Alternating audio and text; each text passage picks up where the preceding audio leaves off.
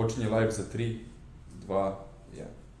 Dobrodošli svi ljubitelji lakrosa i oni koji ćete to postati nakon naše emisije Face Off. Prva emisija u Srbiji koja se bavi isključivo lakrosom. Ja sam Vladimir Paunović. A ja sam Aleksandar Jovanović i također vam želim dobrodošlicu u našu prvu epizodu, jubilarnu pilot epizodu.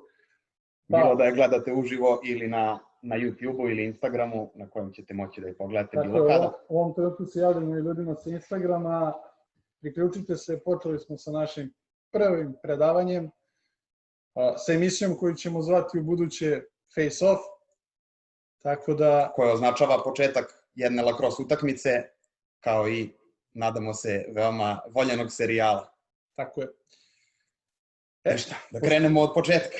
Pošto vidim da se tu već priključuju neki ljudi, dobrodošli svi. Sva pitanja koje budete imali, slobodno pišite, potrudit ćemo se odgovorimo na sva pitanja. Na kraju emisije izdvojit ćemo 5 do 10 minuta. Tako je. Tako da... U ovoj današnjoj epizodi pričat ćemo uopšte o lakrosu, čisto malo da vas upoznamo sa pravilima, sa terenom, sa opremom koju koristimo u lakrosu. Pa, eto, možemo da počnemo. Ovde smo izdvojili neke fotografije koje će vam pomoći da razumete ono o čemu ćemo pričati. Pa da počnemo sa možda najpopularnijom verzijom, to je field lacrosse. Igra se na fudbalskom terenu, znači terenu dimenzija istih kao fudbalski. Podeljen je na dve polovine, logično. I ovde gde vidite crvene linije koje dele teren na trećine, one su bitne za početak utakmice jer prilikom početka odbrambeni igrači, odnosno napadači, moraju biti iza nje, 3 odbrambena na jednoj strani, 3 igrača sredine terena na sredini terena i 3 napadača, znači možete videti ovde, golman stoji na golu, igrači sredine terena stoje na sredini, dok napadači čekaju napad.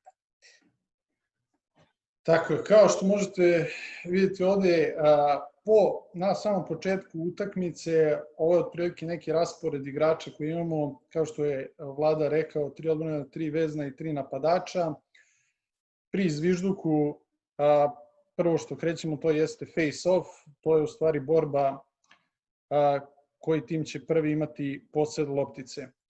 Kao što možete vidjeti, u samom centru kreće face off, dok imamo 2 vezna igrača koji se nalaze iza crvenih linija i po samom, da kažem, zvižduku i oni kreću na loptu. Svi ostali igrači moraju da se nalaze u svojoj zoni iza ovih crvenih linija dok onog trenutka dok se ne ostvari posed jedne ekipe. To bi bilo, da kažem, ukratko o terenu što se tiče field lacrossa i nekom početku utakmice. U nekoj daljim epizodama ćemo malo više pričati o pravilima, o prelasku iz napada u odbranu i izmenama. Sad ćemo preći na... Možda i nećemo. Samo sekund. Sad ćemo preći na igrača muškog lakrosa. Evo, kolega Vlada će malo da ispriča opremi koji jedan igrač... Kao što možemo videti na slici, najbitniji deo opreme, logično, je lakros štap po kome je lakros i dobio ime. On se, znači, nalazi u rukama igrača i on njega koristi kako bi lopticu, koja je, kao što vidite na slici, u štapu, dodao do svog saigrača i uputio udarac kako bi naravno dao gol. Zatim ima rukavice, kao što možete videti, i zaštitu za laktove, kao i kacigu, koji su obavezna oprema. Takođe postoje još neki delovi opreme ispod dresa, koji u field verziji lakrosa nisu obavezni, a njih ćemo se dotaći kada budemo pričali o drugoj verziji lakrosa muškog, a to je box lacrosse.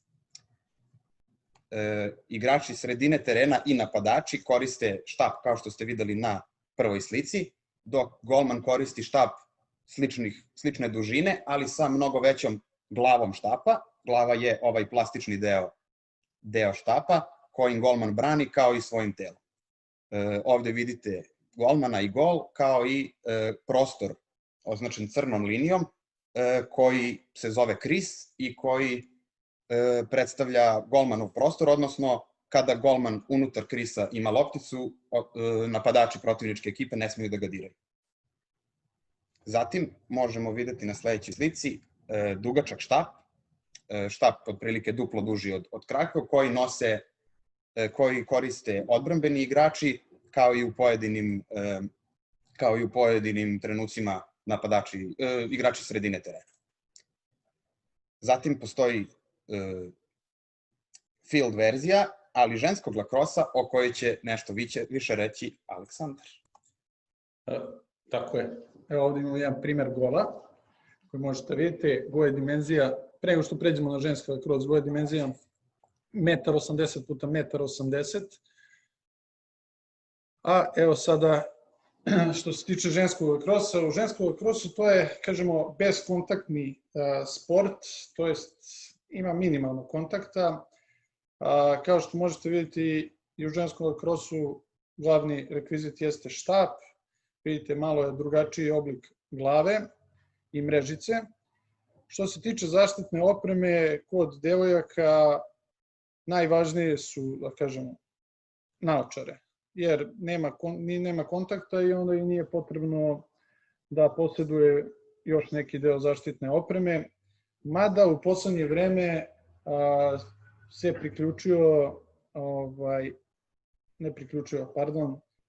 su počele da nose i kacige. Kao što možete vidjeti na ovoj slici, to je novi deo opreme ženskog lakrosa,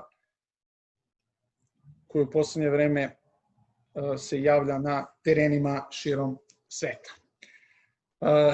Takođe, postoji i boks verzija ženskog lakrosa o kojoj nećemo pričati jer još uvek nije zastupljena, ali u Americi i Kanadi pokušavaju da i to ožive, pa vidjet ćemo šta će biti sa tim. Tako je, idemo dalje. Evo ovde možete da vidite jedan boks lacrosse teren. U boks lacrosse su pravila malo drugačija nego što je field lacrosse. Kao što možete vidjeti, teren je manji, dimenzija hokejaškog ringa, igra se 5x5 plus golman. I ovde, jako izgleda na ovom terenu, su podeljene zone, one važe samo u početnom trenutku kada je face-off. Sve nakon toga, svi igrači igraju jednako i odbranu i napad. Ono što smo zaboravili možda da spomenem u field lacrosse-u i u box lacrosse-u jeste da sve izmene koje se dešavaju su leteće. Tako da onog trenutka kada se uđe u taj zamišljeni boks, vaš igrač može da uđe na teren s druge strane. Kao što možete vidjeti ovdje, oprema u box lacrosse-u je malo veća, malo više ima nego što ima u field lacrosse-u. U box lacrosse-u, pored rukavica, nalektica, kacige, igrači nose i zaštitu za grudi i zaštitu za rebra, koji su, da kažemo, jako bitan segment njihove igre, jer u box lacrosse-u, za razliku od field lacrosse-a, može da se koristi i do neke mere cross-checking. Da, zaboravili smo da kažemo, znači, odbrambeni igrač i u fieldu, kao i u boksu, sme telom ili štapom da pokuša da preseče pas, kao i odgurne ili uzme loptu, izbije loptu iz štapa protivničkom igraču, dok je u fieldu taj kontakt relativno sveden na minimum. U boksu, kao što je rekao Aleksandar, zbog tolike količine kontakta koji je dozvoljen, igračima je prosto potrebno da nose jaču zaštitnu opremu ispod dresa. Takođe, kao što možemo videti, velika razlika je i u golu. Gol u box lacrosse-u je znatno manjih dimenzija, a golman ima mnogo više opreme nego u field lacrosse-u. I u box lacrosse-u golman mnogo više brani telom nego samim štapom. Takođe i ovde, kao i tamo, postoji kris koji se vidi ovde na slici, u koji napadači ne smeju da uđu. Ali kao što možete vidjeti, vrlo je zanimljivo to da igrači mogu da uskaču u taj kris i to su možda i najzanimljiviji potezi koji se viđaju u box lacrosse utakmicama. Kao što je Vlada pričao, golman mnogo podsjeća na kokeškog golmana pošto je komplet opremljen, tapaciran. Jedina razlika jeste u štapu koji koristi. Njegova pravila su ista kao i u fieldu, onog trenutka kada loptica uđe u kris i kad je on poklopi, ta loptica postaje njegova i niko ne sme ga dira. Golman je vrlo zaštićen u svom prostoru, ali takođe on ima 5 sekundi vremena da napusti taj kris ili to jest da loptica napusti taj kris, da li sa igračem ili bez. Ono što nismo pomenuli jeste da utakmice najčešće traju 4 puta 15 minuta, odnosno 4 četvrtine, svaka traje po 15 minuta. Kažem najčešće zato što to su pravila koje se koriste na svetskim i evropskim prvenstvima, dok u manjim ligama postoji prilagođavanje uslovima. Na početku svake četvrtine kreće se face-offom, sudija stavlja lopticu na sredinu terena, dok se po jedan igrač iz svake ekipe na sudijin znak bori sa protivnikom za loptu. Takođe, face-off se radi i posle svakog gola i tu ima dosta akcije kao i u samoj igri. Veoma zanimljiv segment o kom ćemo više pričati i u narednoj epizodi. Tako je.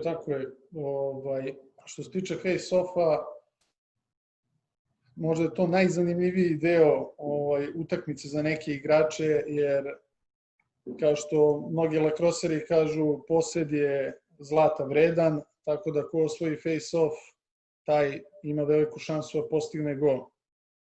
Takođe, koliko je to bitno govori to da najjače reprezentacije na svetu imaju čak i oni ga zovu fogo igrač, odnosno face-off go-off igrač, odnosno igrač koji se samo bori za loptu i izlazi napolje.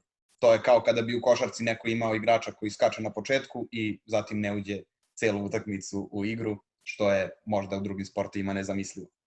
Tako je, jako to izgleda ovako na oko dosadno da ulazite samo u jednom trenutku. Vi morate da znate da na lacrosse utakmici prosek golova je preko 20 uz 4 početka, za početak utakmice i posle svake četvrtine, na početku svake četvrtine, tako da face-off igrač ima veliku ulogu u svakoj utakmici. Da vidimo šta smo dalje pripremili za vas. Samo sekund.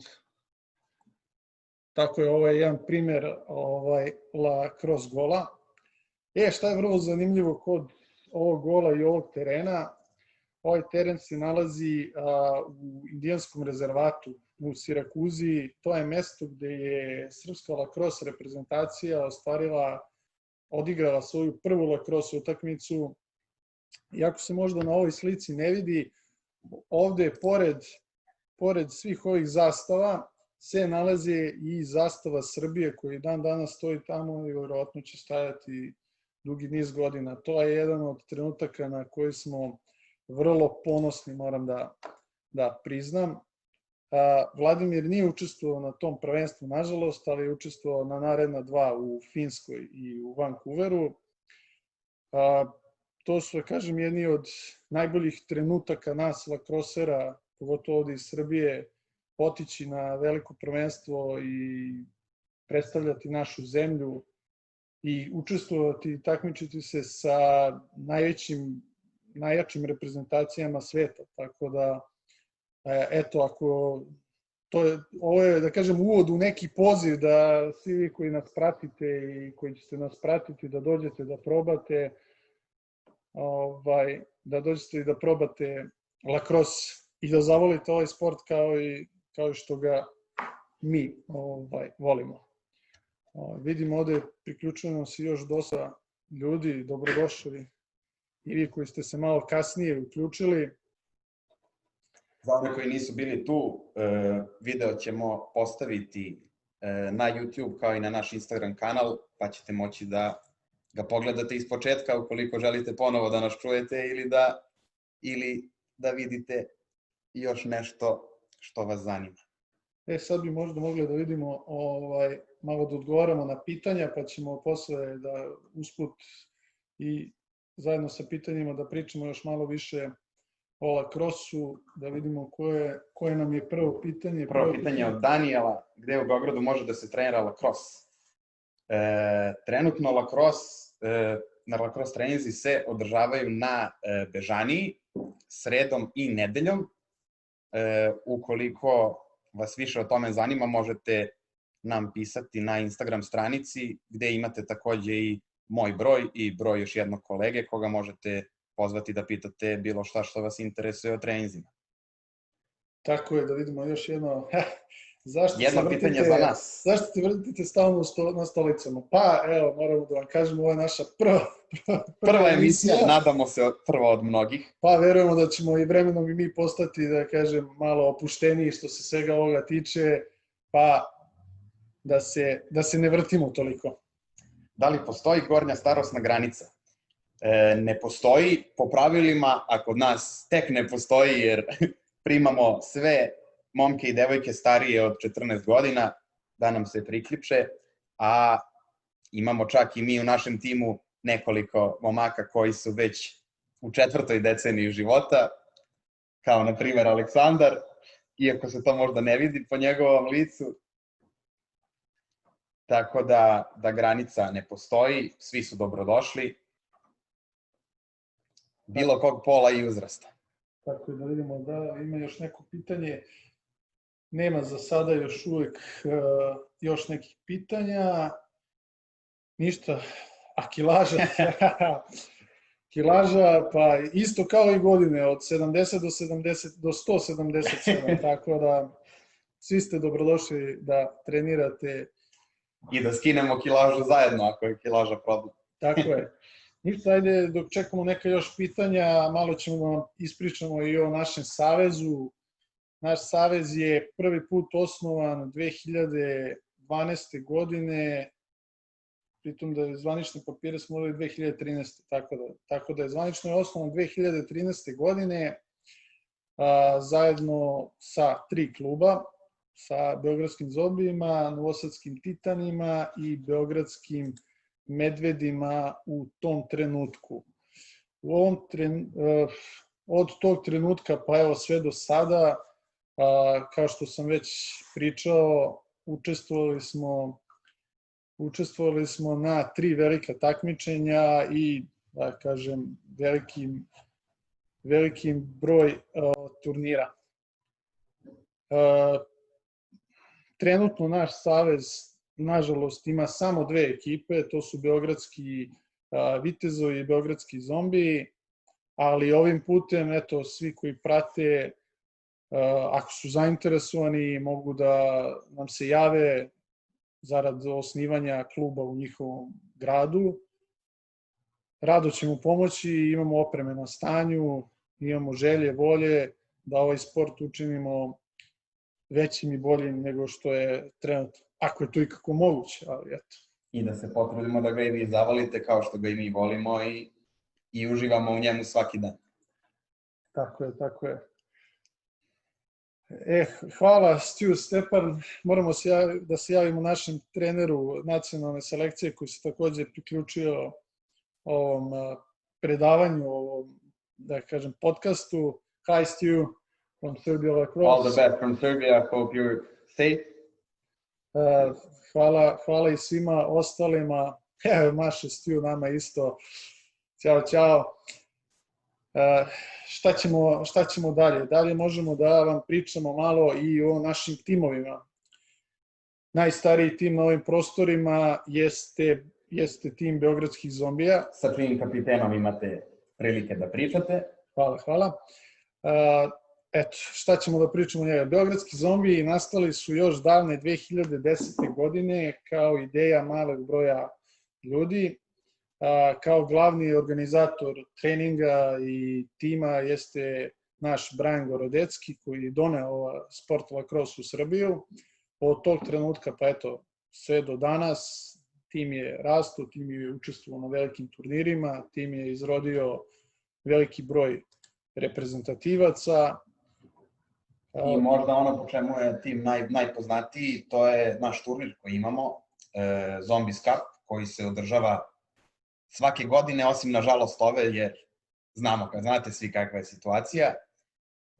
Turnir na kome svake godine dođe preko 8 ekipa, otprilike 10 je prosek ekipa koje su učestvovale u prethodnih koliko godina beš? U prethodnih 2020. godine treba bude 10. godina turnira, nažalost 10. godina će biti Nadamo se 21. ako budemo u mogućnosti.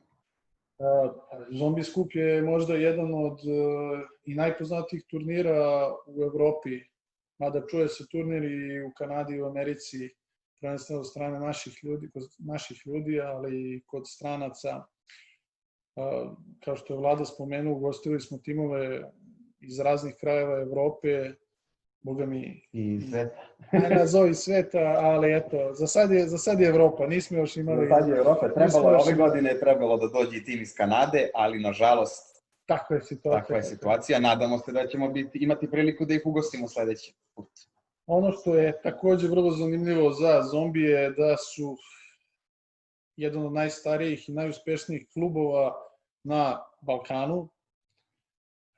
Trudimo se da to proširimo i na Evropu, ali idemo da kažemo korak po korak.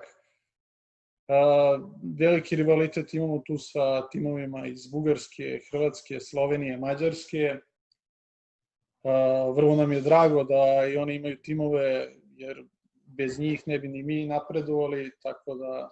Jer najveći broj utakmica, osim u našoj ligi, igramo upravo sa njima, jer blizu smo i zašto ne iskoristiti to? Ono što je vrlo specifično za sport lacrosse u svetu, ali pogotovo u Srbiji, jeste zbog malog broja timova, veliki broj utakmica koje mi igramo jeste na putovanjima širom Evrope. Tako da, eto, Zombiji su za ovih 10 godina postojanja učestvovali na turnirima u Mađarskoj, Poljskoj, Austriji, Slovačkoj, Češkoj, Bugarskoj.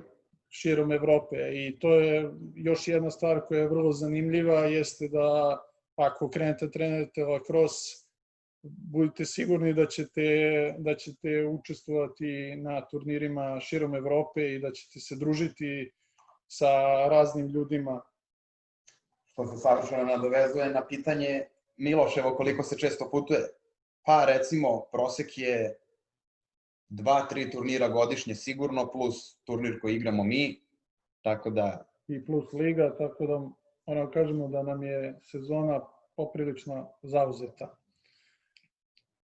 Dobar broj utakmica se odigra u toku jedne godine, tako da ukoliko počnete sa treninzima, možete vrlo brzo biti negde u Evropi na nekom turniru sa nama. Tako je. Još ima nekih pitanja ovde. Koliko ima igrača lacrosse u Srbiji? Trenutno u Srbiji imamo oko 20 igrača. Tu ima i malo više igrača koji su više onako rekreativni, ali 20 stalnih igrača muškog tima i za sad imamo 5 igrača ženskog tima, tako da ovo je opet i poziv i za devojke da se pridruže našem lacrosse timu. Takođe, kada budemo u nekoj od narednih epizoda pričali malo više o ženskom lacrossu, gošća će nam biti i jedna od devojaka koja trenira, tako da, ako vam je to zanimljivo, ako vas to interesuje, pratite nas. Tako je, ovdje imamo još jedno pitanje, koji su najveći klubski uspesi? Pa što se tiče, da, nismo pričali još o timu Beogradski Vitezovi. Beogradski Vitezovi je vrlo mlad tim koji je osnovan prošle godine, tako da njihovi uspesi su za sad učešće u Srpskoj lacrosse ligi, a što se tiče Zombija, Zombiji mogu da se pohvale osvajanjem prvenstva Srbije, osvajanjem prvog mesta na turniru u Mađarskoj, u okviru regionalne lige. Onda imamo par drugih mesta isto u Mađarskoj, u Bugarskoj. Tako da I to ono su... što je najzanimljivije, uspeh koji fali zombijima jeste upravo osvajanje našeg turnira, Zombi kupa, Tako je, u tako kojem je. smo nekoliko puta prethodne 2 godine bili u finalu, ali nikako da uzmemo tu pobedu. Nadali smo se tome ove godine, jubilarni 10. turnir. Trebao je da nam bude srećan, ali više sreće drugi put. Trudimo se da nam svake godine turnir bude sve jači i jači, ali zato nam beži taj pehar, ali nadamo se da će neke naredne godine da dođe u naše ruke. Evo, kao što možete vidjeti, iza nas imamo 2 pehara drugog mesta i 1 pehar šampiona Srpske lacrosse lige. Tako da, eto, fali nam to prvo mesto. Ništa, ako ima još neko pitanje, možete da postavite. To bi otprilike bilo to za ovu uvodnu emisiju. Tako je, vrlo smo zahvalni svima koji su došli da nas gledaju.